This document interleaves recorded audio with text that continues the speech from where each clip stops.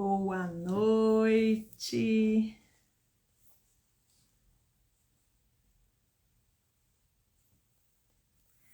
Boa noite. Estamos aí com os nossos educadores cristãos batistas entrando aqui na nossa live. Sejam todos muito bem-vindos a mais uma das nossas lives, mais uma segunda-feira para aprender, para crescer e para ser ministrado aqui hoje, é o que a gente quer, não é? Muito bom! Se você já está aqui na nossa live, vai aí clicando no seu aviãozinho, mandando essa live para todo mundo, porque hoje nós vamos ter um tempo e uma conversa gostosa que eu tenho certeza. Essa live, para você que ainda não segue a gente, é uma live da Ordem dos Educadores Cristãos Batistas do Brasil. Nós temos uma alegria muito grande ter você aqui conosco e se você ainda não conhece muito bem a nossa organização, visite o nosso site, o nosso blog, as nossas redes sociais. Nós estamos aí com uma infinidade de coisas aguardando, boas para compartilhar com você. Se você está aqui nessa live, você é um educador cristão e ainda não é filiado ao EQBB, não perca tempo, não perca tempo, tá? Entre no nosso site e faça a sua filiação. Venha se juntar a gente, uma rede forte de educadores que trabalham para aprimorar, para avançar, para intensificar o trabalho de educação cristã batista no Brasil. Quero saber se vocês estão me ouvindo bem, dão aí um feedback, você que está entrando aqui na live, fala pra gente de onde você é, dá um ok. Eu já vi aqui que o nosso convidado já está aqui conosco, o pastor Fernando, um amigo da educação. Muito bacana, tá tudo ok então aqui. A última live que eu fiz, eu não consegui organizar a câmera, não sei o que foi que ela viu, né? Mas hoje tá bênção, porque Deus é conosco e a gente está aqui firme e forte, né? Vou convidar o pastor Fernando Brandão para a gente começar aqui o nosso bate-papo, né?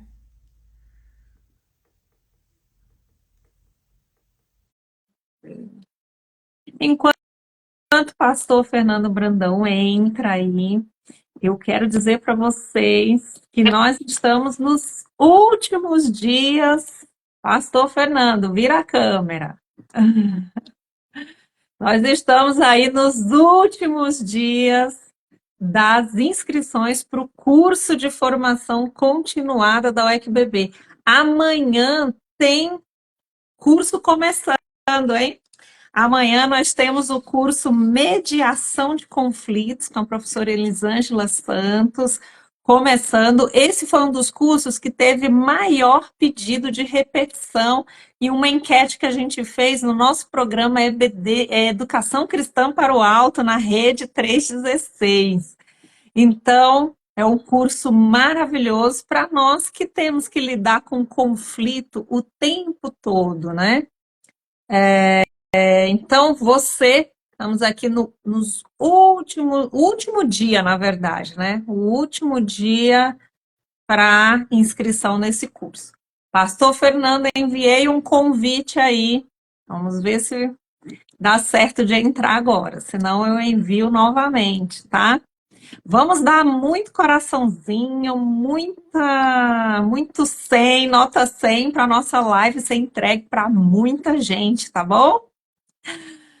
Nós temos também, além do curso de mediação de conflitos, que começa amanhã, nós temos mais 2 cursos. Um que vai começar na quarta-feira, que, gente, é com uma pessoa incrível. Quem não conhece ainda, a Jéssica Martins, que é a líder nacional da Juventude Batista Brasileira, nossa JBB.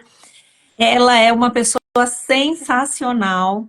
e vai ser a facilitadora nesse curso chamado Juventude Relevante. Gente, nós temos muitos desafios aí para alcançar essa nova geração, né? Essa geração aí, as novas gerações que estão chegando com uma diferença tão grande num mundo tão cheio de coisas diferentes. Então, você que é líder, que tem aí líderes na sua igreja, mandem o link do nosso curso, começa na quarta-feira. E o último curso que também vai começar essa semana é o curso. Aí, deixa eu ver aqui. O Fernando Brandão está pedindo para entrar, mas não estou conseguindo abrir o pedido. Deixa eu ver. O último curso, que é o nosso curso Inteligência Artificial aplicado à educação cristã. Gente, essa questão da inteligência artificial, ela veio para ficar e nós vamos precisar lidar com ela de uma forma assim muito contundente, né? Então nós já estamos partindo na frente. A UECBB já oferecendo aprimoramento para você na área de inteligência artificial. Não percam essa oportunidade, porque gente, a inteligência artificial pode nos ajudar muito no Ministério de Educação Cristã. Bom, Pastor Fernando, não estou conseguindo. Ah, peraí. Achei aqui agora. Achei, vamos entrar.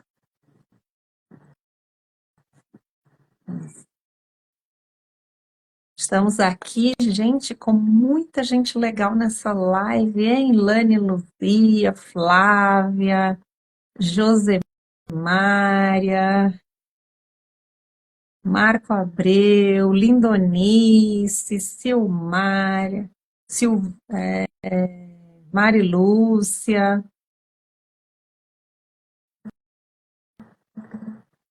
Pastor Fernando, o que acontece aqui?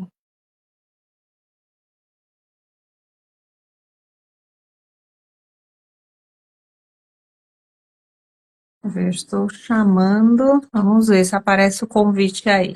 Acho que agora foi, hein? Vamos ver.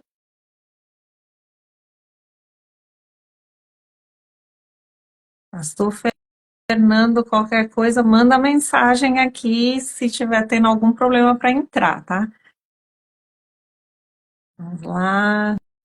Valmira aqui conosco, Adriana, David, muito bom, seja bem-vindo. Obrigado, David, orando por nós. Estamos precisando de oração, hein? Ora muito. Ah, Pastor Fernando está dizendo que não recebeu o convite. Deixa eu chamar. Aqui ele está dizendo que já que está convidado, que já foi convidado. Vamos lá de novo. Aceitar. Já convidei, já aceitei seu convite e ele não aparece. Opa! As orações do povo deu certo agora, entendeu? Tá dando certo. Agora eu não estou te vendo. Mas eu estou te vendo. Está me ouvindo? Estou te ouvindo bem, mas eu estava te vendo antes, agora eu não estou te vendo. Acho que a sua câmera, para mim, fechou. Para mim tá normal. Pessoal, vocês que estão assistindo a live, vocês estão vendo os dois, eu e o pastor Fernando? Dão um feedback aí, pessoal. Boa noite, todo mundo. Vocês estão vendo a gente? Só dá um feedback aí, que para mim tá normal. Eu tô vendo o pastor Fernando, tô vendo os comentários, ó, o pessoal tá dizendo que tá todo mundo que tá vendo nós dois. Então acho que é o seu celular aí que tá. Ah, agora você fechou o vídeo. Agora você fechou o vídeo. Pelo menos para mim apareceu fechado. Ah, O pessoal tá dizendo que tava vendo nós dois. Ah, tá normal para mim. Eu não tô te vendo. Ah, você vai ter que conversar comigo às cegas, é isso? Pois é. E eu tô vendo aqui, não, tô clicando aqui. Deixa eu ver se eu mexer aqui, se vai mudar alguma coisa. Não mudou, não. Só mudou a câmera. É muito ruim fazer live assim. Na última live aconteceu isso comigo, eu tive que ir na outra câmera e é muito ruim você falar sem ver as pessoas, né? Antigamente a gente falava no telefone com as pessoas sem olhar para elas e estava tudo bem, né? Agora já não é mais a mesma coisa, né? Mas vamos lá, vamos assim mesmo, né? Quem sabe Vamos- daqui a pouco aparece. Mas não tô te vendo. Ficou escura a sua tela aqui para mim. Eu não quero arriscar para a gente sair, entrar de novo e não dar certo mais. Não, vamos em frente, vamos em frente. Vamos em Aqui tá frente. normal e para o pessoal também tá tudo normal. Então, vamos juntos. Pastor Fernando, para quem não conhece, que eu acho muito difícil, né? Mas é o diretor executivo da Junta de Missões Nacionais, que é um dos órgãos da nossa Convenção Batista Brasileira.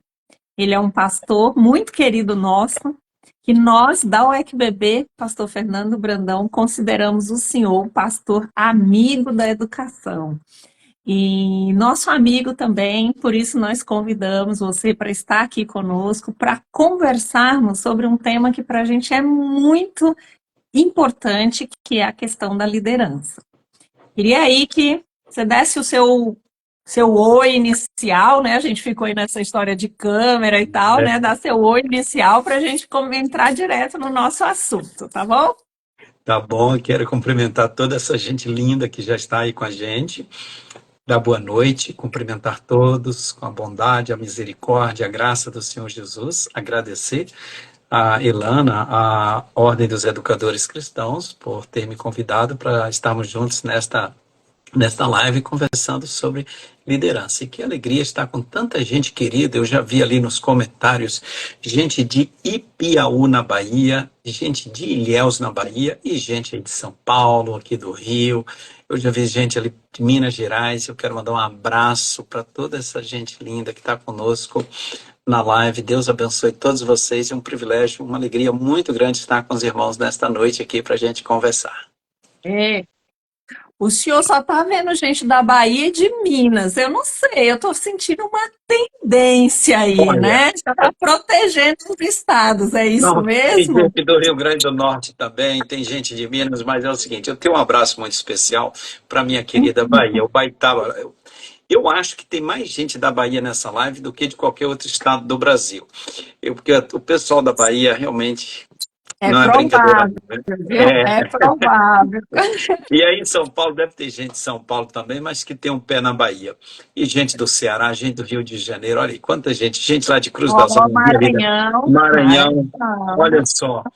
Tem gente do Brasil inteiro conosco, que coisa boa a gente poder nesta live conversar com tanta gente querida, Elaine. Eu quero dar um abraço, a nossa gratidão pelas orações e dou graças a Deus, louvo a Deus pela vida, pelo ministério, pela liderança dos educadores cristãos nas igrejas batistas, né, nos ministérios espalhados aí pelo Brasil afora, igrejas do interior, igrejas de cidades pequenas, grandes cidades, menores, médias, enfim, e todos trabalhando em prol da expansão do reino de Deus, da edificação do corpo de Cristo. Por isso a grande alegria estar com vocês nesta noite. E, querida Elana, muito obrigada por nos convidar e vai ser um tempo precioso estar com vocês.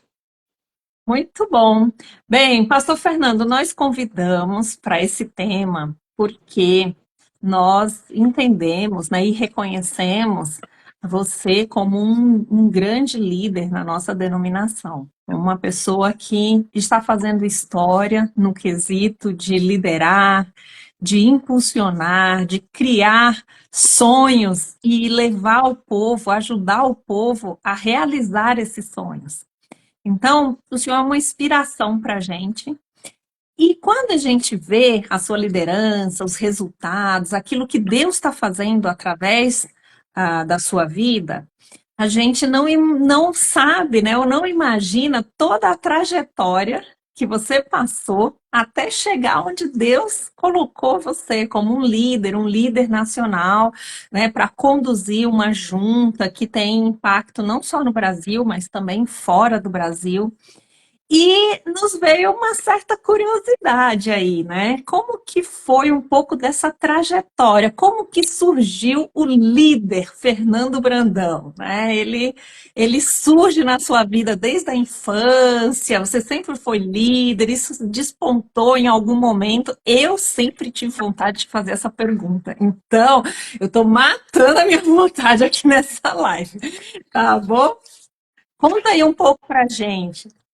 Tá bom, obrigado pelo carinho aí, pelas observações quanto à minha pessoa, Ilana, mas é, eu acho que eu não sou tão líder assim, né? Eu sou mais um servo aí na nossa denominação, e somando com tantos outros, a gente forma um grupo, uma equipe, é um privilégio servir no reino de Deus, na obra do Senhor, especialmente em missões nacionais, agora já completando em junho 17 anos, e é uma honra, e ultimamente também tenho ajudado nos seminários. Mas essa questão de liderança, né, ela vai surgindo na nossa vida, mas eu sou originário do interior da Bahia, nasci no interior da Bahia, nasci na roça, no município de Mundo Novo. Quem conhece a Bahia é ali para o lado indo para Chapada, né, antes de Morro de Chapéu, mas logo quando eu tinha 6 anos de idade, meus pais, né, nos levaram para outra cidade chamada Jaguaquara, que eu acho que todo mundo aqui conhece Jaguaquara, né? Todo educador cristão já deve ter ouvido falar de Jaguaquara, obviamente, porque Jaguaquara é lá que tem o Colégio Batista mais antigo do Brasil, Colégio Batista Taylor Egídio, fundado pela esposa do missionário pioneiro, Zacarias Taylor, uma cidade muito preciosa, muito querida, e eu cresci ali em Jaguaquara, estudei nesse colégio, mas é perto de Piauí mesmo, viu? Fiquei para as bandas de Piauí, no sudoeste da Bahia, Jaguaquara. E a nossa família não era cristã, assim, não tinha contato com a palavra de Deus, enfim, com os 14 anos de idade, foi quando eu me converti na Igreja Batista, fui batizado com 15 anos de idade, e, e o colégio, né, teve uma influência muito grande nessa questão de despertamento de liderança, tanto na Igreja Batista quanto no colégio. Foi onde eu comecei a ter contatos com essas possibilidades de oportunidades de liderança, né? Participando de peças teatrais no colégio, na igreja também, oportunidades de falar em estudos bíblicos, em cultos nos lares, na juventude também. E assim, à medida que eu comecei a me envolver na igreja, eu fui tendo oportunidades e fui aproveitando essas oportunidades. Tinha uma classe chamada de União de Treinamento, domingo à tarde, e ali foi, isso é coisa Famosa, né? famosa, antes do culto, 18 horas, tinha União de Treinamento, e eu fui tendo oportunidades nessas uniões de treinamento e também nos cultos, enfim.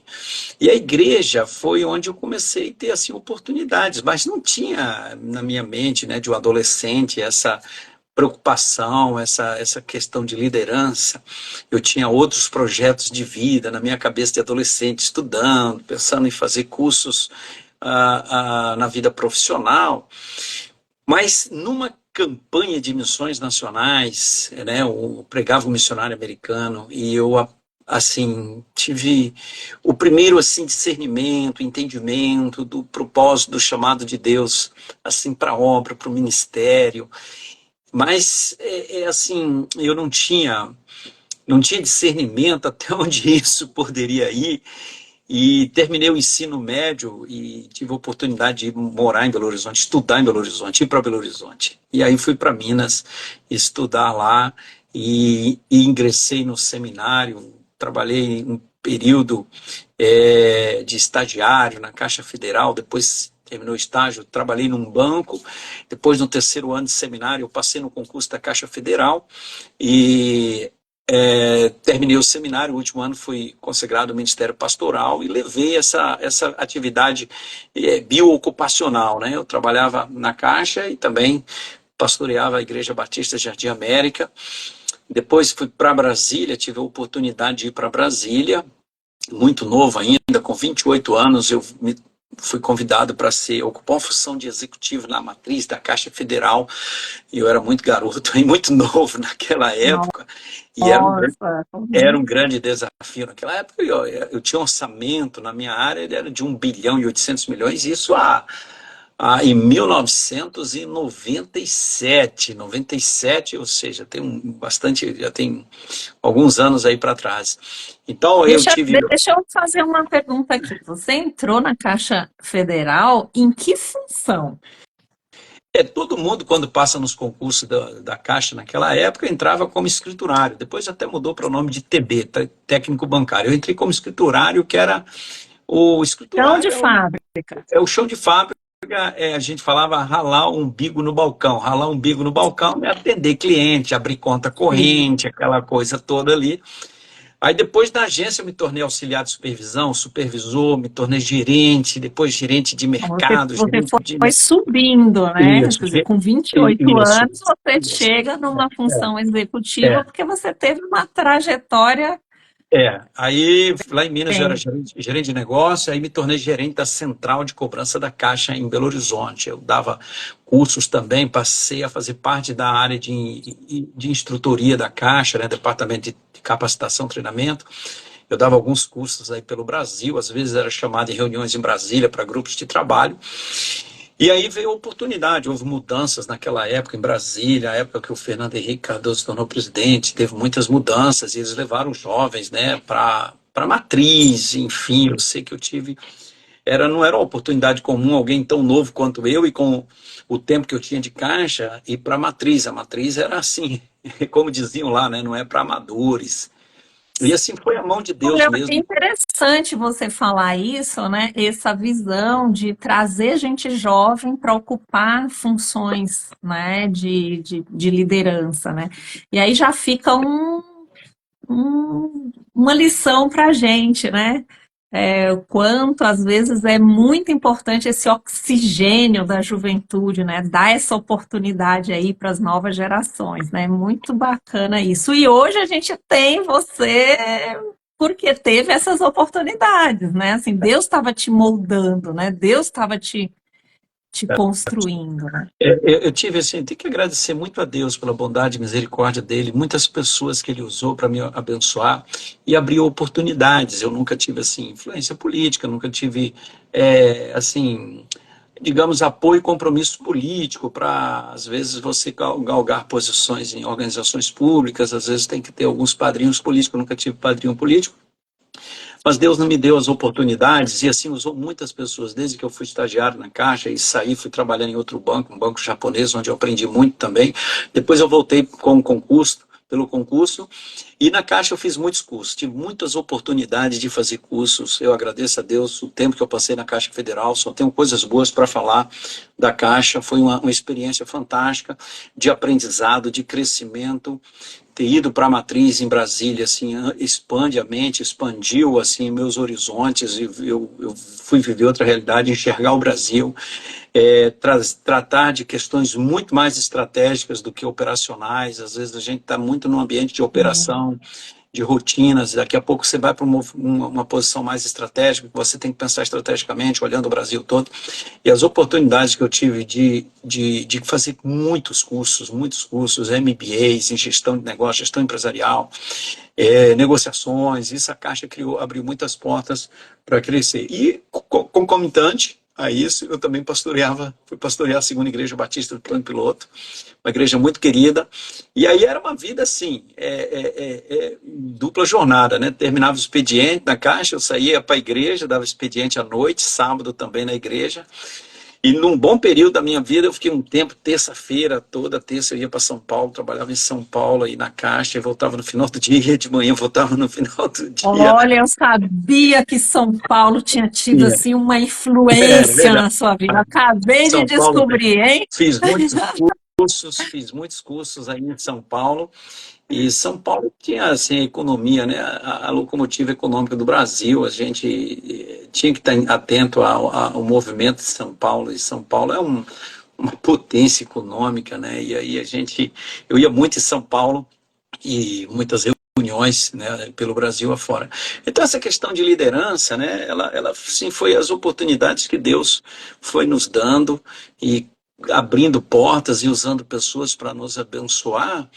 E aí quando eu pensava que a minha vida estava assim, digamos, equilibrada, assim, olha, estou em Brasília, já estava completando, eu ia completar uns 20 anos de Caixa Federal, a igreja crescendo, tínhamos 38 projetos missionários da igreja, 38 plantações de igrejas no Brasil, fora do Brasil, montamos uma equipe ministerial na igreja, e assim na Caixa a gente chega numa posição que você chega na zona de conforto, digamos assim, é claro que não tem zona de conforto na empresa, né? Mas você chega Sim. assim, de trabalho, de estudo e consolida uma liderança. Então, assim, eu estava mais ou menos, assim, olha, eu estou agora num momento, assim, que agora é navegar e esperar Cheguei a onde aposentadoria. eu queria chegar. Pois é um jovenzinho que saiu do interior da Bahia, com dinheiro da passagem do ônibus para ir para Belo Horizonte, não dava nem para comprar a passagem de volta.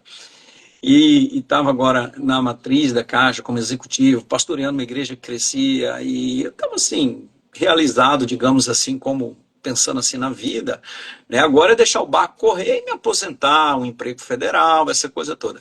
Aí que veio o grande problema da minha vida, o grande problema, tomar a decisão. Quando Deus então bate na nossa porta e nos chama para vir para missões nacionais, para ser missionário. Largar toda essa história, largar o emprego federal, largar a Caixa Econômica Federal, deixar a igreja que amava muito, ama a igreja, e deixar todo um projeto de vida assim, tipo, zerar, você zerar, largar tudo e zerar. E como diziam alguns para mim, rapaz, você vai trabalhar para a denominação. E assim, a junta enfrentava muitas dificuldades naquela época, e ir para o Rio de Janeiro, rapaz, você pirou mesmo. E alguns colegas assim não Como que acreditavam que você eu ia. teve como que você teve essa convicção, assim, que era Deus que estava dizendo, larga tudo e vem? Olha, no primeiro momento eu não queria, não. Eu nunca quis ir para missões nacionais. A verdade é que eu nunca quis. Pessoalmente, nunca quis. Pessoalmente, quando eu recebi o convite, primeiro que eu era nacionalmente desconhecido, ninguém me conhecia. E assim, na época, o pastor Valdemiro Timchak, de saudosa memória, uma pessoa muito querida, um grande líder em missões. Eu tinha alguns contatos com ele já tinha ido da nossa igreja, e ele que foi que mencionou meu nome lá no conselho da Convenção Batista Brasileira, porque ninguém me conhecia. Quando falaram meu nome, eu falei, mas o que é? Ninguém conhecia. E aí ele que mencionou. E assim, na verdade não queria porque eu tinha toda uma vida estruturada em Brasília. Eu tinha 3 filhos, 2 filhas, né? Temos 3 filhos, 2 filhas. Tinha um filho, o meu filho tinha 6, a outra menina 12, a outra 16. E a minha vida toda estruturada em Brasília, a igreja crescendo. Quer dizer, quando eu recebi esse convite, eu falei para minha esposa, eu não vou nem orar, porque esse negócio não é de Deus. Eu vou esperar um pouquinho e a gente responde. E Deus não falou conosco, agradecemos, nos sentimos honrados, etc e tal. Só que minha esposa falou assim, mas aí a gente vai mentir, né? Vamos pelo menos orar. E aí começamos a orar. Aí começou a complicar. Aí eu coloquei 5 provas em curto espaço de tempo que eu imaginava, eu pensava que Deus não tinha nem tempo, nem poder para fazer aquilo acontecer. E nem Assim, estava preocupado com isso, era o que eu queria, na verdade, era achar uma razão para me justificar para dizer um não. E só que Deus foi derrubando uma a uma e eu comecei a ficar acuado e chorando com a família e essa coisa toda e tentando achar um caminho para eu dizer um não. Até que assim as coisas foram ficando mais tão contundentes para nós, para minha esposa, para os meus filhos. E eles choravam. Um dia minha esposa e minha filha entraram no quarto e disseram assim: a minha filha disse a Fernandes, pai, olha, não sabemos a sua decisão, mas se nós não aceitarmos esse convite, nós vamos ser infiéis a Deus. Não importa para onde a gente vai, onde a gente vai morar, o que vai ganhar, não importa. Só tem 2 coisas importantes para a nossa família. Primeiro, estar no centro da vontade de Deus e a nossa família unida. Aliás, eu preguei isso no casamento dela, dizendo que eu tinha um conselho que uma filha tinha me dado, que o que importa para a família, ela está unida e vivendo os propósitos de Deus, a vontade de Deus. E aí, assim, teve um momento que assim, emocionante. eu estava numa crise tremenda. Eu falei assim, eu queria fugir disso, fugir disso. Quando eu olhava a dimensão do desafio, e o que eu descobri? Eu descobri que eu era um líder que tinha um ídolo. Eu tinha um ídolo. Eu era um pastor que eu tinha um ídolo. Eu era um líder que tinha um ídolo. E o meu ídolo chamava-se zona de conforto, zona de segurança. Nós, seres humanos, temos naturalmente as nossas inseguranças e medos. E qual era a minha zona de conforto? Um emprego federal, um plano de saúde maravilhoso para a nossa família, um emprego que me dava estabilidade, que me dava um futuro de aposentadoria, um padrão de vida que a gente tinha muito bom, morava num apartamento de 4 quartos, 3 suítes, dava para jogar futebol dentro, andar de bicicleta dentro. Tinha um padrão de vida que eu viajava de férias para fora do Brasil, tinha assim um padrão de vida muito bom. Então eu tinha um ídolo, o meu ídolo era a minha zona de conforto, a minha segurança. Eu achava que o emprego federal, como muita gente acha que o emprego federal é tudo na vida. Quer dizer, um padrão de vida, um equilíbrio financeiro, uma estabilidade financeira. Então, esse era um ídolo. Então, eu, como pastor, quantas vezes preguei, né? Assim, preguei sobre deixar tudo, entregar tudo ao Senhor, confia no Senhor com todo o seu coração, porque tal e tal. A gente pregar é fácil. Pregar para os outros viver é fácil. Agora, quando Deus bateu Sim. na minha porta e pediu tudo que eu tinha, tudo, aí que a coisa complicou. Aí complicou. Aí eu fui descobrir que eu tinha um ídolo. E aí eu precisei subir o Monte Moriá, guardadas as devidas proporções, né? Quem Sim. sou eu para me comparar com Abraão? Mas eu tive o meu Moriá. Subi o Moriá para sacrificar o meu Isaac. E isso, Deus usou alguém muito precioso para ministrar na minha vida, que foi o pastor Valdemiro Timtiak. 2 dias antes dele falecer, ele me ligou, ficou quase 2 horas comigo no telefone, e ele disse assim, as últimas palavras dele para mim: meu irmão, você precisa subir o Monte Moriá, sacrificar o seu Isaac, porque Deus chamou você para ser missionário. E isso foi muito forte para nós. Eu reuni a minha família para orar, e assim, lá em casa a gente ora, e no final da oração a gente sempre fala em família: o Senhor é o nosso pastor e nada nos faltará, o Senhor é a nossa alegria, a nossa força, nós somos seus servos e seguiremos sempre na sua luz. Isso a gente sempre fala como um statement, né? Um lema de família. E a minha filha do meio, a Ana Flávia, a gente se reuniu assim para abrir o jogo. Eu estava compartilhando tudo, chorando com eles, compartilhando tudo. E eu disse para eles: olha, se a gente for e deixar mesmo, olha, no futuro, talvez vocês tenham que cuidar de 2 velhinhos, porque eu não vou ter mais esse emprego da Caixa, eu não vou me aposentar com um emprego federal, vocês vão ter que cuidar de 2 velhinhos. Aí a Ana Flávia falou assim: pai, se Jesus não tem poder para cuidar de 2 velhinhos, eu acho melhor a gente desistir dele agora.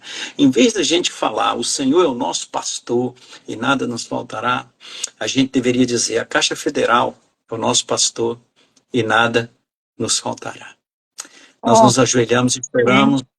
Ali forte. foi, ali foi assim, o golpe.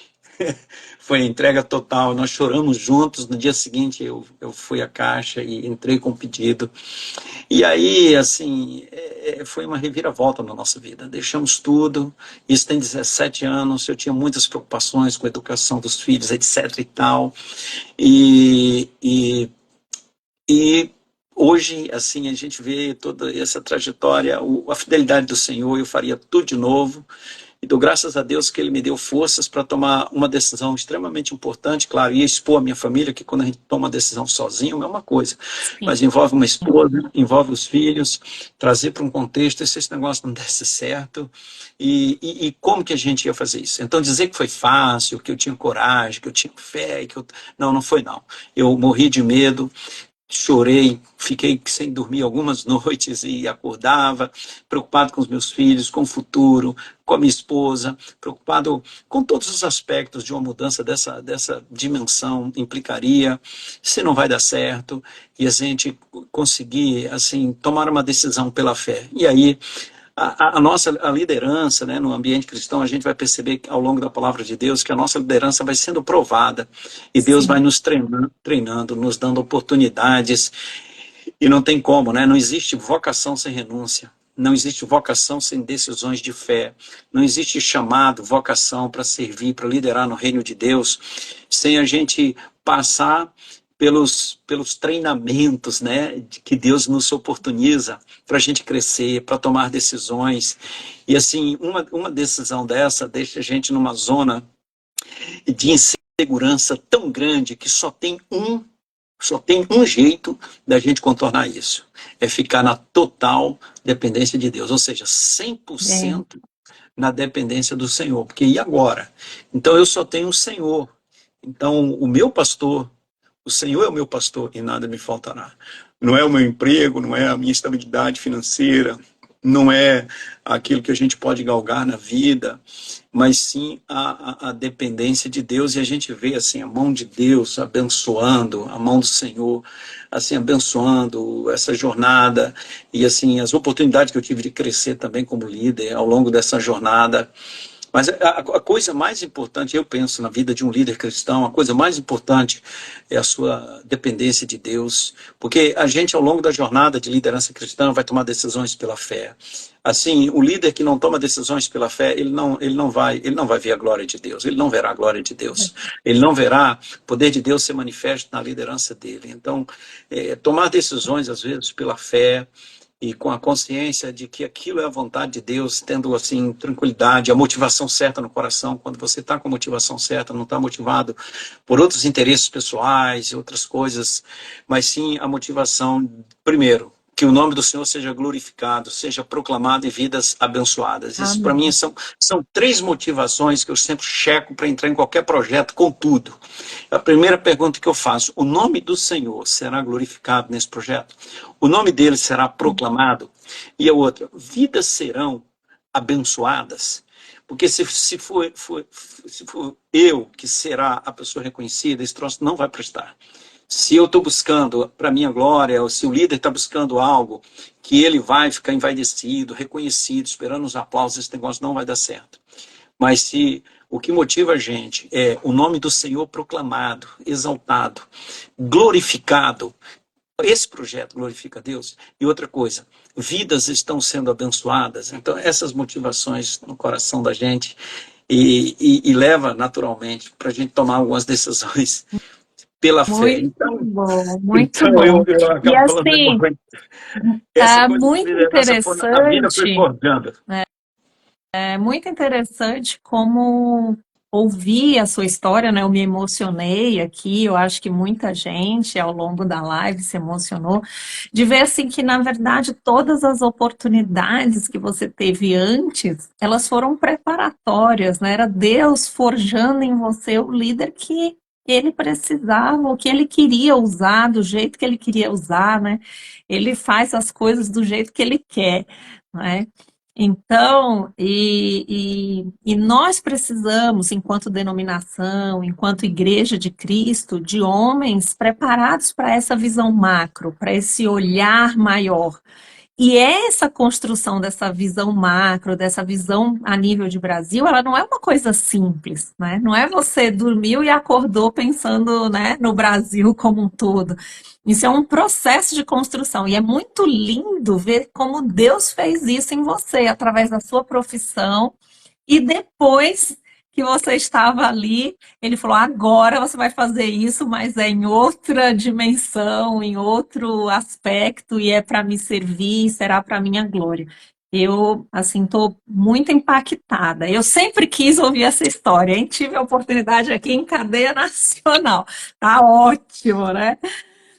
E a gente falando aqui de liderança, pastor Fernando, nós temos assim a liderança cristã, ela não é uma liderança solitária, né? A gente, para fazer liderança cristã, ela é uma liderança colegiada, uma liderança conjunta, né? Você mesmo falou, não sou eu, é uma equipe, né? É o povo, todo mundo junto.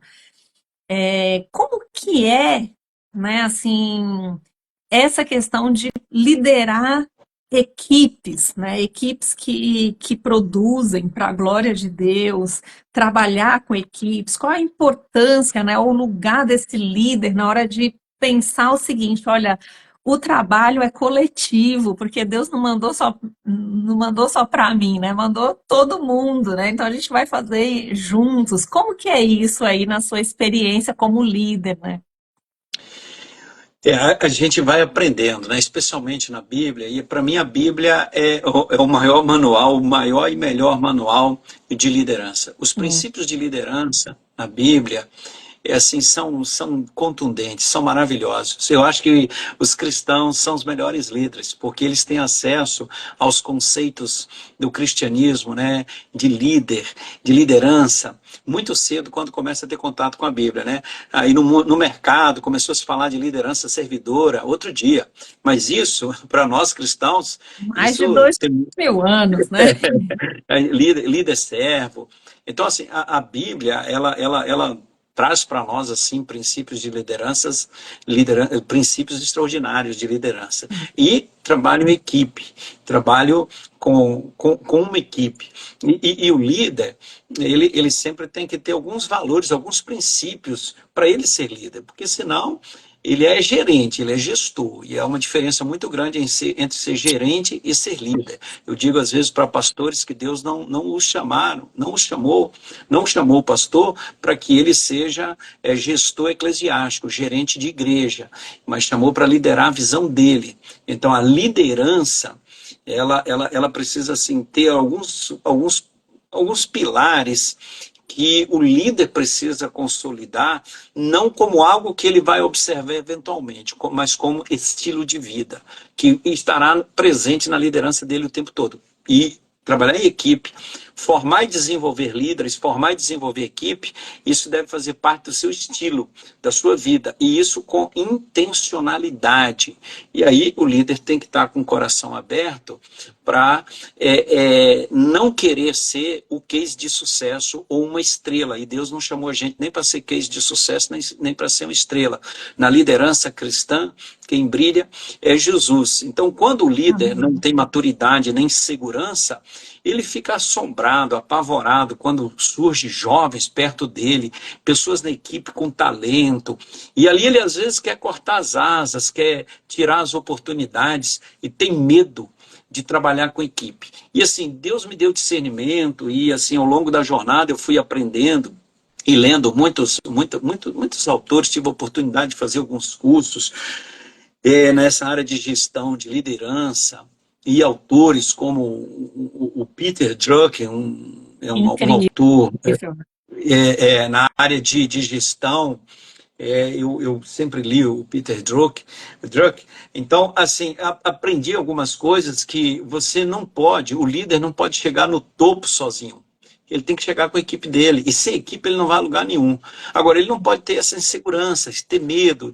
Né? Às vezes, deixa-me dar um exemplo, às vezes tem pastores, eu falo isso para pastores, eu falo isso às vezes nesse âmbito, nesse meio de liderança, de pastores. Pastor, invista intencionalmente em líderes na sua igreja. Quantos líderes na sua igreja você está investindo intencionalmente, criando oportunidade para ele crescer, para ele se desenvolver? Quantos líderes Em você áreas está diversas, né? em Ou às vezes o todas pastor ele as fica áreas? só investindo em quem faz o mesmo discurso que o dele, né? Ou a mesma coisa que ele, né? Sem diversidade, né? Nos múltiplos ministérios, criar oportunidades para desenvolver muitos líderes na igreja. E essas oportunidades têm que ser criadas com intencionalidade. E aí caminhar e desenvolver esses líderes. Quando alguém vai, surge um líder, né? Começa a aparecer alguém até elogia na frente do outro líder, né? Vamos ficar aqui no cenário do educador, né? Então, ser educador cristão numa igreja. E ali tem um monte de líderes trabalhando com você. Aí começa a surgir um líder, destaca, e alguém de repente elogia na sua frente, fala, olha que fez um trabalho bonito. Se esse educador ele tem ciúme, tem insegurança, tem medo, ele vai começar a reagir da seguinte forma: ele vai ali anular aquela pessoa, cortar as asas, não vai criar mais oportunidade, e pronto. E ali matou aquela liderança. E nós, os líderes, eles precisam criar um ambiente propício, favorável ao desenvolvimento, ao crescimento de outros líderes e criar essas oportunidades. Então, assim, Missões Nacionais, eu venho trabalhando já há alguns anos para formar equipes. Eu quero formar líderes melhores do que eu quero estar com pessoas ao meu redor bem melhores do que eu. Eu quero ter líderes e criar Sonho. oportunidades para eles crescerem. Criar oportunidades assim para estudar. Nós temos um programa de desenvolvimento dentro da junta muito forte, uma área de desenvolvimento para jovens. Hoje nós temos 753 jovens, ou como missionário em formação, ou como radical, e eles todos têm oportunidades, tem gente ocupando posições de liderança. E assim, eu aprendi uma coisa, e não me vem aqui à memória agora o autor que eu li, eu gosto de sempre fazer a citação, mas é uma citação que não é minha. Você quer avaliar um líder, olha a equipe dele. É só olhar a equipe dele. Olha com quem ele trabalha, olha quem é a equipe. Olha como é que ele desenvolve a equipe. É só olhar para a equipe dele que você vai naturalmente enxergar quem é o líder. Então, hoje, uma das grandes responsabilidades dentro da agenda de prioridades de um líder, desenvolver outros líderes está no topo das prioridades na agenda de um líder cristão. Um líder cristão que não tem uma agenda de prioridade e que nessa agenda de prioridade não conste desenvolver uma nova geração de líderes, criar oportunidades e você vai encontrar pessoas com potenciais os mais diversos, não vai encontrar pessoas igual a você. E a gente precisa de potenciais, de perfis diferenciados na nossa equipe. Às vezes você quer uma equipe assim homogênea e a equipe precisa ser heterogênea. Tem gente, inclusive, que pensa diferente de você. Você precisa ter uma equipe heterogênea. Às vezes você tem alguém que tem um perfil diferente do outro, mas você precisa conjugar essa equipe com esses perfis diferentes para formar uma equipe forte e todos fazerem parte. Às vezes a gente quer ter pessoas na nossa equipe do nosso jeito. E não pode ser assim. Se eu for pensar assim, que missões nacionais, né? Todo mundo tem que ser do meu jeito, não vai prestar. Então eu preciso ter gente diferente. A equipe tem que ser diferenciada, homogênea. E a questão da liderança espiritual. A liderança espiritual, porque técnicas de liderança assim, são excelentes, a gente deve estudar, ler as técnicas de liderança, implementar essas técnicas de lideranças todas. Mas a liderança espiritual, essa questão da unção, do chamado de Deus, esse amor, liderar é amar, liderar é compartilhar. Liderar é muito mais do que uma realização pessoal. Liderança não é realização pessoal. Porque a liderança, a plenitude da liderança é você corresponder com a expectativa daquele que te chamou para liderar. Não é o sucesso da sua liderança que é a plenitude que o líder encontra. A plenitude, o sucesso da liderança não são os resultados. O sucesso da liderança é a fidelidade, à vocação e ao chamado, a corresponder com a expectativa daquele que chamou você. Então, assim, liderar de forma larga, liderar de forma política, liderar de forma pessimista, liderar com murmuração, liderar falando mal dos outros, liderar encrencando, com encrencas, liderar com dificultando a vida dos outros. Isso não é liderança. Liderança cristã é o outro. Projeto de poder, né? Não, aí não é liderança cristã. Liderança cristã, ela é calcada, né, fundamentada pelo fruto do Espírito. Pela alegria, pela bondade, pela misericórdia, pelo domínio próprio, pela mansidão. Então, isso é liderança. Então, às vezes a gente, assim, o líder, né, ele quer ser reconhecido, o sucesso. Onde é que está o sucesso da liderança? O sucesso da liderança, o apóstolo Paulo, ele diz para nós, quando os líderes da igreja lá em Éfeso, né, encontraram com ele lá em Mileto, e ele disse, olha, eu estou indo para Jerusalém, vocês estão me vendo pela última vez, e eles choraram, né, tentaram impedir Paulo de ir, e aí Paulo falou assim, olha, eu não tenho a minha vida como preciosa, o precioso para mim é cumprir a missão que eu recebi dele. Então, Amém. assim, a liderança, a plenitude da liderança é cumprir com a missão que recebi do Senhor. Então, assim, o que me faz realizado em todo o trabalho que a gente tem, o que é meu combustível? É ser reconhecido? Não, não é ser reconhecido. Qual que é o meu combustível? É a certeza que eu estou fazendo aquilo que Jesus me chamou para fazer.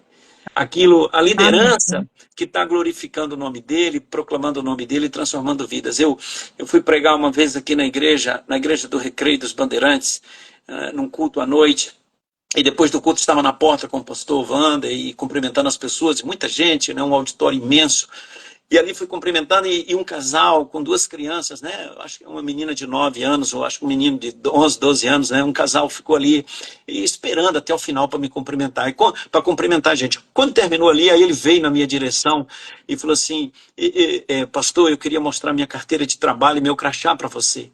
Aí eu falei assim: querido, o pastor da igreja é ele, eu acho que é para ele que você quer mostrar. Ele falou assim: não, é para o senhor mesmo. Aí ele começou a falar: eu fui aluno da Cristolândia. Eu morava na rua. Eu trabalhava no hotel, era cozinheiro de um hotel, e eu comecei a usar drogas, eu fui para a rua. Fiquei 4 anos morando na rua, e eu perdi a minha família. E eu fui alcançado pela Cristolândia. E eu estou morando aqui pro lado de Campo Grande, fiquei sabendo que o senhor vinha pregar hoje aqui, eu queria muito lhe encontrar, para lhe agradecer e dizer que eu estou trabalhando, eu estou numa igreja, e eu queria que o senhor conhecesse minha esposa e meus filhos. Aí eu perguntei para a filha dele, 9 anos, e eu falei para ela assim: e o papai agora? Ela falou assim: ô pastor, Jesus me deu um papai novo, eu tinha vergonha do meu pai, Que na minha bem. família, eles perguntavam pelo meu pai, e eu sabia que ele morava na rua. Na minha escola, no Dia dos Pais, perguntavam pelo meu pai, eu sabia que meu pai morava na rua. Mas hoje, quando meu pai sai de casa, eu sei que ele vai voltar, porque ele Amém. é de Jesus. Esse Esse. essa é a minha realização. Desculpa, a gente fica emocionado. E eu falava Ah, para mas minha, não tem como não se emocionar vendo o poder de Deus que eu, restaura, eu, né? eu falava para minha família no carro, depois desse culto, vindo para casa, disse: olha, é isso que mantém a gente, é isso que motiva a gente. Poder saber que é uma família, uma esposa, os filhos, tem um pai novo, tem uma família nova, e tudo isso foi possível, porque Jesus transforma. Isso Amém. para mim, é a realização. Isso aí é meu combustível, é o que me anima. Oh, Receber aqui na junta uma família de afegãos e me entregar um tapete, assim, bordou minha foto, né? Pegou, bordou no tapete, aí vem me entregar e dizer assim: eu queria agradecer pelo que o senhor fez pela gente, onde a gente não tinha para onde ir. E o senhor acolheu a gente lá na Vila Minha Pátria. Eu falei: não, não foi eu, quem foi toda uma equipe e tal. Isso não precisa reconhecer.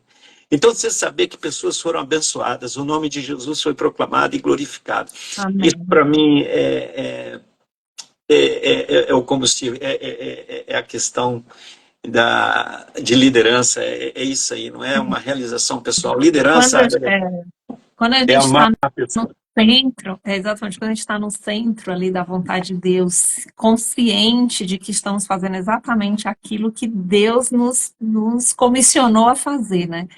É muito bom esse lugar, né, de tranquilidade, sabendo que Deus está cuidando de tudo, né? Mas a gente, ai, o tempo é muito cruel com a gente. Eu acho que eu falo Eu demais, eu me empolgo e continuaria, vou compartilhando. ah, eu continuaria aqui por muito tempo. Mas não, vamos esticar um tiquinho, vamos ver, né? Me fala uma coisa. Hoje está muito assim em alta essa questão de mentoria, né? De mentorear, de ser mentoreado. E você, como um líder cristão, como você vê isso? Você tem o Fernando Brandão, tem um mentor, mentoria outras pessoas? Como que é essa relação aí sua com outros líderes? Eu tenho assim pessoas muito próximas a mim que trabalham comigo, né, que a gente compartilha, há uma mentoria. A mentoria na minha percepção não é aquela coisa de guru, que você tem um guru para você estar ali prestando contas e tal. Mentoria é uma relação de mão dupla. Mentoria é como que um discipulado, né? A gente cresce junto. Então, eu tenho pessoas na minha equipe que compartilham comigo, que eu compartilho, que eu tomo decisões. Eu não tomo decisões sozinhas. Pessoas que me escutam e eu abro meu coração, que eu compartilho. Pessoas que trabalham comigo, né? Pessoas que são gestores comigo.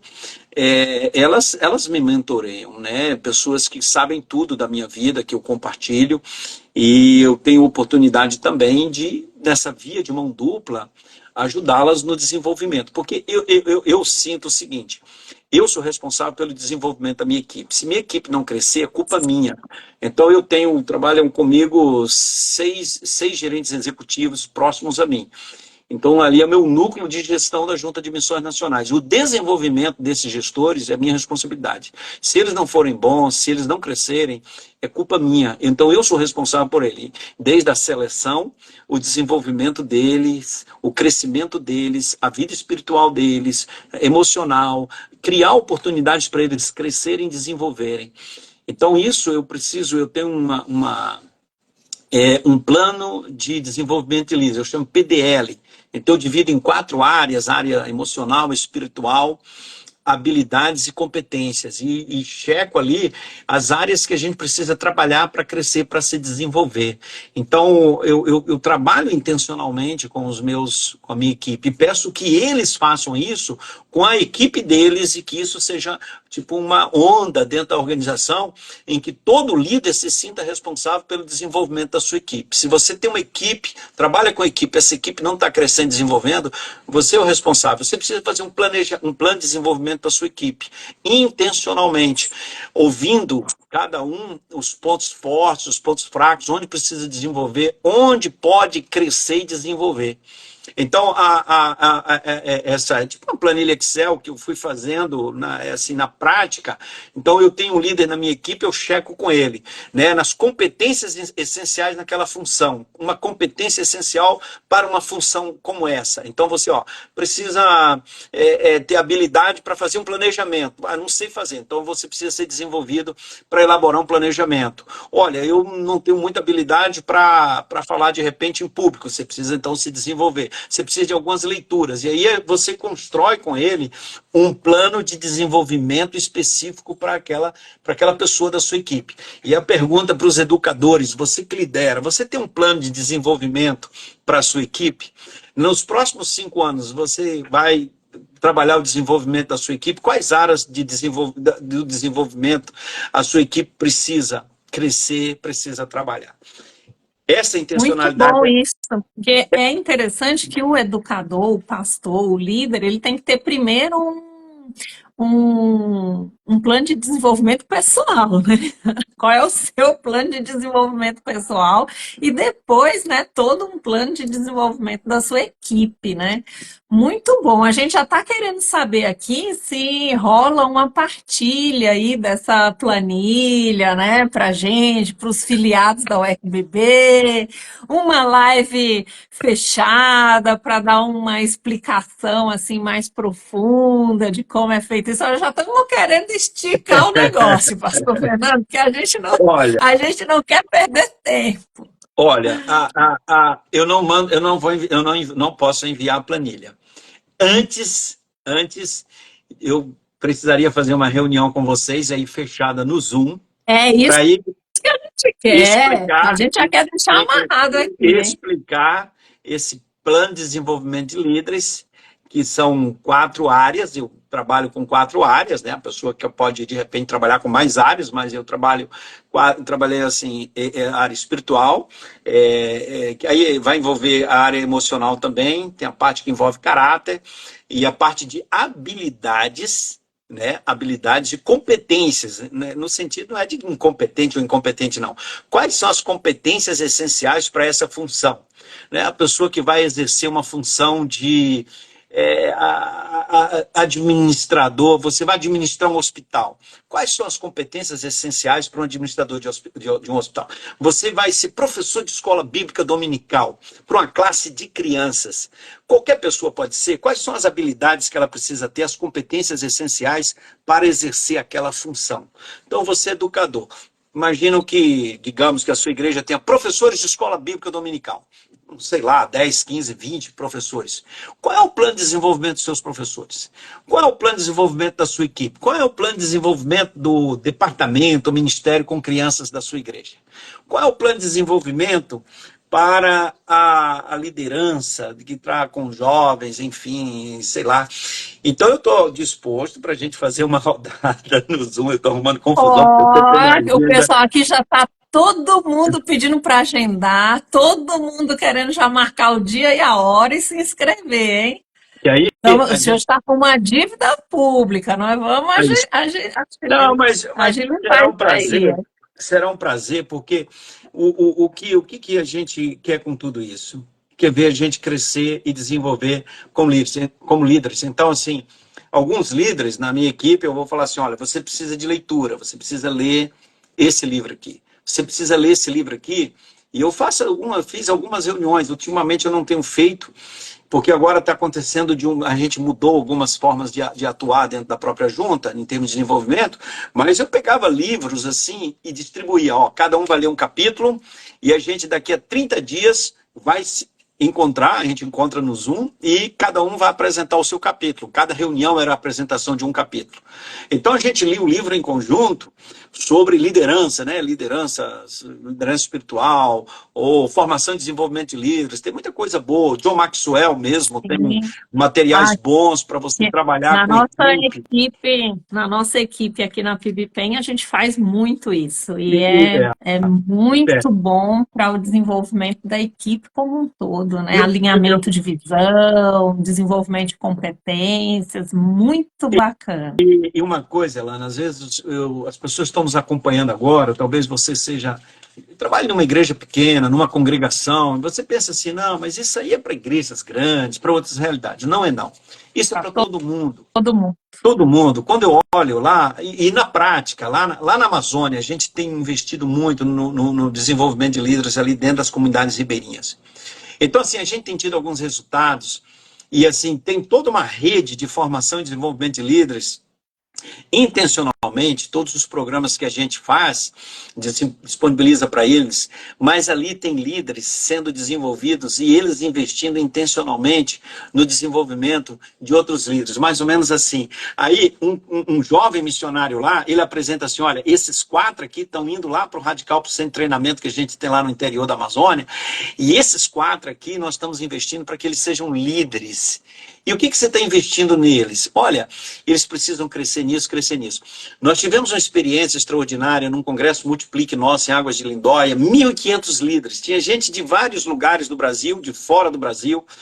E um dos pregadores de uma plenária foi um jovem líder lá das comunidades ribeirinhas. Eu fiquei muito Que nervoso bem. no dia, no primeiro banco ali, eu tremia preocupado e orei com ele, eu disse, olha, não imite ninguém, não invente moda, seja você, você foi convidado porque você está fazendo o que você está fazendo lá.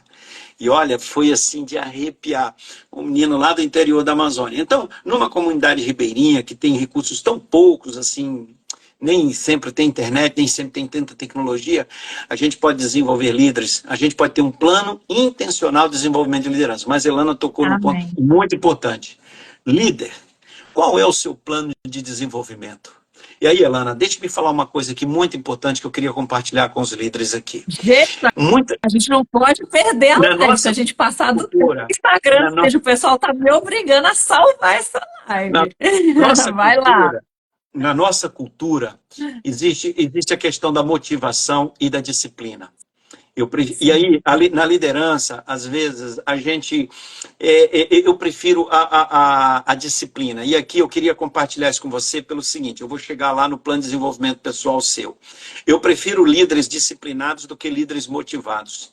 A motivação, ela precisa de fatores externos, às vezes. E aí você vai num congresso, numa conferência, lê um livro, assiste a um filme, e você fica motivado.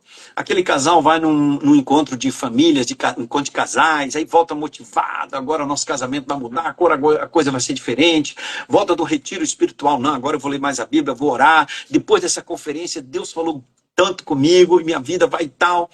Aí você volta para a sua rotina de vida. A rotina, ela destrói a sua motivação. É questão de semanas, de meses, você volta para a Verdade. sua rotina. Aí a pessoa vai às vezes no médico, sei lá, o médico fala assim, olha, você precisa fazer caminhada e tal, você fez uns exames, a pessoa sai dali, já passa no shopping, já passa numa loja, compra material esportivo e vai começar a fazer caminhada, coisa e tal, e ela coloca lá no seu planejamento, olha, todo dia, 6 da manhã, eu vou fazer caminhada ali no parque, perto da sua casa, essa coisa toda. Aí você começa fazendo essas caminhadas. Uma semana, 2 semanas, 3 semanas. No próximo mês, você acorda às 5h30 da manhã. Tá frio lá fora. até cair numa garoinha bem fininha e você está debaixo da coberta, quentinho. Qual a motivação que você tem para ir lá fora caminhar? Nenhuma. Zero. Nenhuma. E o seu cérebro já vai dizendo assim, olha, hoje não, tá chovendo, você pode ficar resfriado, você já foi essa semana toda, descansa hoje, fica na cama, você não vai lá não. Então fique aqui, quem sabe você vai depois de amanhã. Quer dizer, seu cérebro já boicota você, e aí você não tem motivação nenhuma para ir lá fora. Você só vai lá fora caminhar se você tiver um negócio chamado disciplina. Quantas pessoas na nossa vida, no nosso raio de convivência, tomam decisões? Não, agora eu vou fazer um curso de língua, vou estudar inglês. Não, eu vou ler esse ano, meu plano de leitura vai ser esse aqui. Agora vai. Não, agora eu vou começar a fazer isso, eu vou fazer caminhadas. E você fica no meio do caminho. Você não persevera. A motivação vai embora. A motivação é como um balão. Você enche e fica segurando. A qualquer momento ele esvazia. E você fica enchendo, enchendo. Você precisa ter disciplina. Disciplina, líder. Então, seu plano de desenvolvimento. Meu plano de leitura esse ano. Qual é meu plano de leitura? Quais são os livros que eu vou ler esse ano? Qual é meu plano de leitura? Qual é meu plano de desenvolvimento? Qual é a minha disciplina como líder para fazer aquilo ali? Então, nós vivemos uma geração de pouca disciplina e a gente cede muito fácil. A gente tem uma cultura também brasileira de pouca disciplina. A geração com pouca disciplina, uma cultura de pouca disciplina, né? Isso é verdade. Aí a gente acha, às vezes a gente procura sempre a solução mais fácil e não a melhor solução. Eu falo para a minha equipe, às vezes, não, vamos, a solução, apresenta então. Aí me apresenta. Aí a pergunta que eu sempre faço é a seguinte, essa é a melhor solução ou é a mais fácil? Porque a melhor solução, às vezes, ela dá muito mais trabalho, você tem que se envolver mais, tem que trabalhar mais. Mas a gente sempre tem a tendência de buscar a solução mais fácil. Você quer a solução mais fácil para a sua vida ou você quer a melhor solução? E a melhor solução requer disciplina, requer perseverança, requer entrega, requer renúncia e você manter o foco. O reino de Deus. Que bem. É como um grão de mostarda. É como um grão de mostarda. Eu queria concluir essa ideia que aí é uma outra, digamos, seria outra conferência se eu falar disciplina e perseverança. Líderes que não têm perseverança, líderes que se entregam facilmente, líderes que no primeira crítica caem fora, fica amuadinho, né, amuadinho lá do interior da Bahia, fica com birra e tal, e fica chateadinho, e não tem, perde o foco, não sabe para onde vai, não tem disciplina a manter o foco, e aí desiste fácil. E o Senhor Jesus disse assim, olha, vocês vão chegar num lugar, for rejeitado, sacode a poeira do pé, vai para outro lugar, mantém o foco, mantém a visão, mantém o objetivo e mantém a disciplina. Não desistam. Agora eu não estou mais motivado, fui nessa cidade, me rejeitaram e tal, e tal, e tal. E Jesus disse, não, quem põe a mão no arado não pode olhar para trás. Quem põe a mão no arado persevera. No Antigo Testamento, quem olhou para trás virou estátua de sal. No Novo, põe a mão no arado, olha para trás, não serve não. Então essa disciplina para manter o foco. E de onde vem isso? Aí tem que ter relação com Deus, tem que andar com Deus, tem que buscar do Senhor. Porque tem dia que a gente está assim, esgotado talvez, desanimado. E aí a palavra de Deus diz que a alegria do Senhor é a nossa força. A alegria do Senhor. É o Senhor quem nos fortalece, é Ele quem nos encoraja, é Ele que nos anima, é Ele que nos dá ânimo e que nos dá graça. Por isso que a gente precisa, o líder cristão precisa andar muito perto de Deus, andar muito perto mesmo. E o reino de Deus é como um grão de mostarda. Lá em Marcos capítulo 4, Jesus diz, eu vou comparar o reino ao quê? A um grão de mostarda.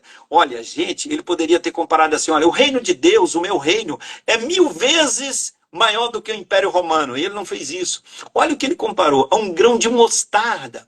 E o que é um grão de mostarda? É a menor das sementes entre as hortaliças. Aí ele diz, quando semeado, esse grão produz frutos, produz uma planta que abençoa até quem não esperava. As aves do céu vêm e se aninham nele. E o reino de Deus é assim, é um grãozinho de mostarda. E Deus nos dá um punhado de grãos de mostarda. Agora eles precisam ser semeados. se não for semeado, ele não vai produzir frutos. O seu ministério é um grão de mostarda, a sua classe de escola bíblica é um grão de mostarda, a sua oração é um grão de mostarda, as suas decisões em semear esses grãos de mostarda são decisões de fé que requer perseverança, disciplina e foco. A sua congregação é um grão de mostarda, o seu trabalho, o seu ministério é um grão de mostarda. Deus encheu a nossa mão de grãos de mostarda, porque o reino de Deus são grãos de mostarda. Agora, eles precisam ser semeados pela fé. E não somos nós que vamos fazer com que ele frutifique. É o próprio Senhor que vai frutificar. Então, às vezes, um projeto pequeno, você começa, você não imaginava, ninguém podia imaginar que ali a Cristolândia, começando dentro da Cracolândia de São Paulo, iria abençoar tanta gente. Era um grãozinho de mostarda. Olha esse grãozinho de mostarda.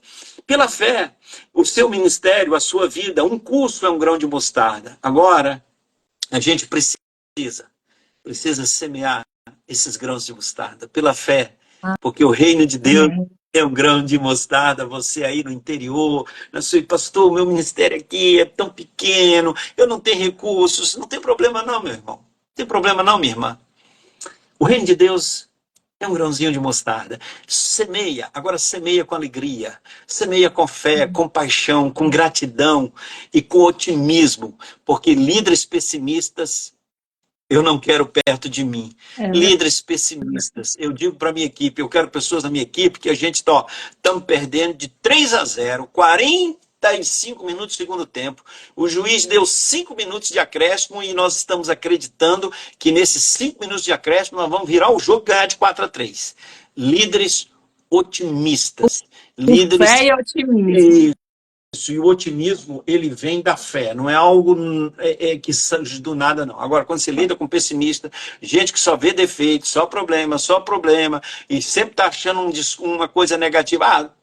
Fala uma coisa e sempre põe uma vírgula. Mas, aí pronto, esse mas, eu não quero nem escutar. Olha, não, eu estou aqui, mas minha congregação, eu não tenho recurso, não tenho apoio, não sei o quê. Meu irmão, minha irmã, semeia pela fé esse grão de mostarda, porque quem semeia no reino de Deus pela fé vai colher em abundância. Amém! Pastor Fernando, que tempo gostoso, né, de aprendizado. O pessoal aqui, olha, eu não estou conseguindo nem ler de tantas mensagens, o pessoal glorificando a Deus, super feliz com o aprendizado. Foi uma live que realmente a gente não queria nem piscar para não perder nenhum pedacinho. E ainda estamos saindo dela com uma promessa de uma capacitação aí para os educadores cristãos sobre como fazer o meu plano de desenvolvimento de liderança e ainda fazer o plano de desenvolvimento de liderança da minha equipe. Então, nós vamos agendar isso aí, pastor Fernando Brandão, e vamos tentar deixar lá a live salva, porque a gente já estourou nosso tempo aqui. O pastor Fernando Brandão, quero dizer uma coisa, se não der para salvar, o senhor vai ter que voltar de novo e fazer outra para a gente poder salvar. Então vamos orar aqui para tudo acontecer direitinho. E eu quero pedir aos educadores cristãos do Brasil, olha, vocês são imprescindíveis, preciosos para o avanço da obra nessa pátria, no discipulado, na formação de uma nova geração. A educação cristã é chave. A gente não pode ficar com medo de mandar os nossos jovens para dentro das universidades, com medo que eles vão fracassar na fé. A gente precisa de uma educação cristã consolidada, forte nas nossas igrejas, com base bíblica, para a gente preparar os nossos irmãos, que eles possam compartilhar a fé e estar em qualquer contexto e não ter vergonha, não ter medo e poder compartilhar a sua fé. Para missões, então, a gente depende da atuação da educação cristã. Eu tenho lidado com os seminários ultimamente e a gente precisa dessa cadeia, né? Ela vem lá da igreja, educação cristã, educação teológica ministerial, e aí as igrejas recebem líderes, os campos missionários recebem líderes. E o educador cristão é chave no processo de formação de líderes para a nossa denominação, para o campo missionário, isso vai refletir nas salas de aula dos nossos seminários, vai Sim, refletir sim. nos líderes que a gente tem para missões. Eu quero aproveitar, Ilana, eu tenho tanta gente querida que eu estou vendo nessa live, passou o nome aqui, acho que Então, não consegui nem Rosângela olhar Baeta, aqui os mandar um comentários abraço direito. para minha professora Rosângela Baeta, foi minha professora no seminário lá em Belo Horizonte, uma pessoa muito querida, uma das pessoas, ela, juntamente com seu esposo, pastor David, saudosa memória, foram líderes que têm grande influência na minha formação, no meu desenvolvimento como líderes, pessoas que influenciaram e assim, tem uma participação na minha vida, eu reconheço aí, tem um tanto de líderes que têm sido bênção na minha vida. Maciel Ferreira, estou vendo ali, o pastor Maciel, Maciel está mandando um abraço, obrigado. Maciel é pastor aqui no interior do Rio, pós-graduado aqui no Seminário do Sul e que um dia vivia nas ruas da Cracolândia de São Paulo e foi acolhido aí, hoje é um grande líder aqui no interior do Rio, pastor Maciel, que alegria você estar aí conosco na live, querido, Deus te abençoe, você para mim é uma inspiração de vida, Deus te abençoe, pastor Maciel. Bem, tem muita gente boa. Nossa live aqui passou de 170 pessoas e não só 170 que passaram, manteve ali os 170 ao vivo, interagindo. Então, isso mostra que o tema é importante, o tema é relevante, que a gente tem que voltar a falar sobre isso, sim, porque nós estamos vivendo uma crise de liderança mundial. Né? Todo mundo quer falar, todo mundo quer dar opinião, mas são poucos os que realmente podem influenciar e levar as pessoas, as equipes, pautado ali na palavra de Deus, a um patamar, a um nível de relação com Deus diferente. Então, nós temos, né, a tarefa de preparar a próxima geração de líderes. Essa geração tem a tarefa de preparar a próxima geração de líderes e nós vamos nos paramentar para isso. Pastor Fernando Brandão, muito obrigado por esse tempo aqui conosco. Vamos já deixar aqui o nosso convite para uma próxima, para a gente estar junto aqui, porque realmente nós temos muito para trocar, para aprender, e nós, educadores cristãos batistas do Brasil, nós queremos estar juntos com essa liderança de missões, a educação teológica, para nós formarmos uma grande força educacional, uma grande força de transformação, e que nós temos certeza que Deus está nesse negócio, né, de mover pessoas na direção dele e transformar essas pessoas. Então, nós Verdade. vamos juntos. Ilana, eu estou vendo muitos pastores conosco aí, vi muitos pastores mandando aí, me escrevendo. Pastor Cristóvão, lá em Mossoró, Rio Grande do Norte, um grande líder, uma igreja linda, crescendo, e é um líder que investe no desenvolvimento de líderes. Pastor Amém. Cristóvão, um grande abraço, Deus abençoe, e um abraço para todos os pastores aqui conosco na live, todos os educadores, e a minha gratidão especial a todos os educadores cristãos que têm sido parte da formação e desenvolvimento de uma nova geração de líderes e que têm contribuído para que as igrejas mantenham principalmente a visão missionária.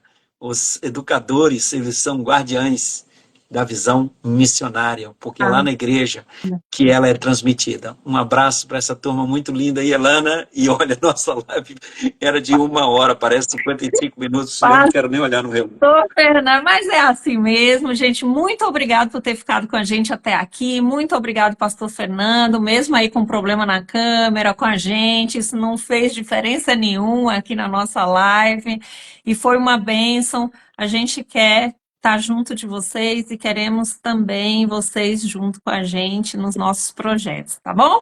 Que Deus abençoe, um grande abraço. A gente nem conseguiu ver aqui as perguntas da live, foi uma bênção. Vamos ter que fazer outra mesmo, pastor, não tem para onde correr. Tá bom. Tá É uma bom? alegria.